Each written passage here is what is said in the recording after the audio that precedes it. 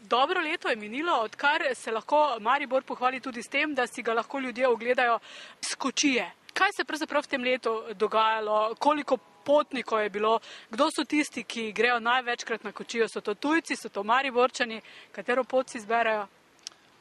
Lansko leto so največkrat nas obiskovali domačini, Mariborčani, to predvsem dedki, babice z vnuki in starši z otroci.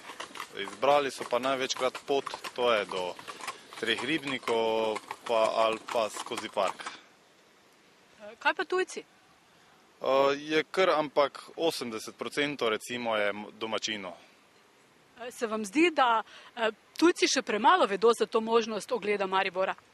Mislim, da tudi, da premalo vedo, večina, kaj jaz tu opažam, ti avtobusi, ko jih pripeljejo, imajo tako na hitro ogled mesta in jih pobašajo, pa grejo nazaj spet, ne. Kakšen pa je pogled s Kočije na Maribor? Pomirjajoče.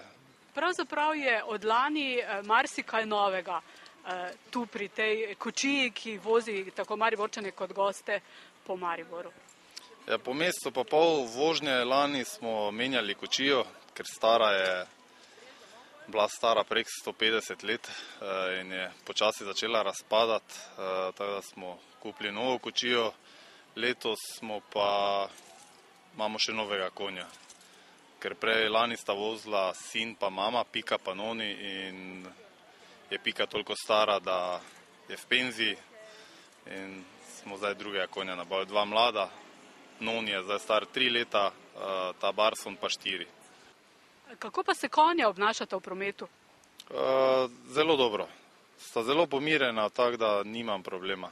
Zmeraj se seveda ne da peljati. Mislim, da je odvisno tudi od zunanje temperature, kdaj greste s konji na pot ali ne.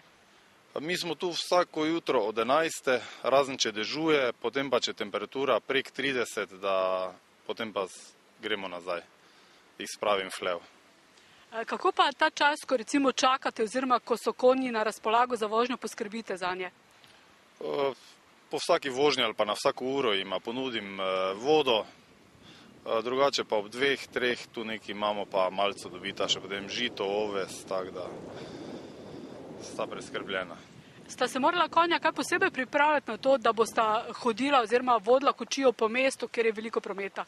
Ja, kaki mesec predtem sem začel trenirati z njima, da sta se privadila na avte, na pešce, na živali, tako da težko je dobiti dva konja, ki sta pomirjena, da lahko voziš skozi mesto. Je bila to vaša prva vožnja s Kočijo? Ja, prva, ja.